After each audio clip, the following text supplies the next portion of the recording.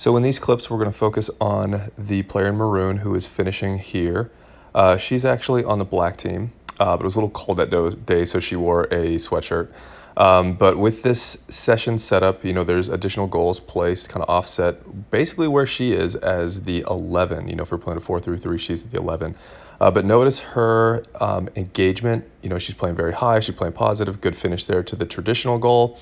But in addition, she recognizes opportunities to press and win the ball, because with that extra goal added, it does something a little bit different. With that goal placed in her periphery, in her zone of influence, she's, wow, look at that, doing some different things. Altered attention. With the session activity altered attention, our focus, our goal is to engage wingers, outside backs, on to both sides of the ball. With this focus, our incentive is goal placement. So in the clips that were at the beginning of the video, you saw how the traditionally setup of central goals was there, but in addition, these two goals were added and with the intention of incentivizing that position focus. So whether it's, whether you play a 4-3-3 and you want to engage that 7 or 11, or if you play 3-5-2 and you want to engage your wing backs in different areas, where you place the goal is going to have could have an unusual effect depending on how you do it.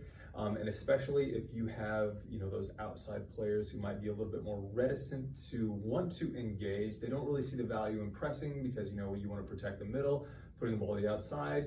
Well, sometimes pressing can have, outcomes that are beneficial for us. And so in the clip you noticed, we have orange team there in possession. They did form a pretty nice little triangle. We're working the ball around, but this outside player was manifestly more eager to win the ball back because instead of just having the goal at the middle, there was an incentive for her to win it, so she might be able to get a goal herself. And so for her in that pressing, she was able to force the opposition to knock the ball out of touch, win her team the ball back, and get her opportunities to see, hey, there is a cause and effect relationship between the effort and the intentionality I put into my pressing that does have value.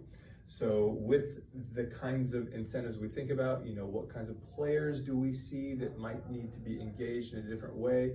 And rather than saying, hey, you need to get engaged, we can engage them with our overall session design. So we can create incentives that will engage players manifestly with the intention, or with the session intention itself. Altered attention.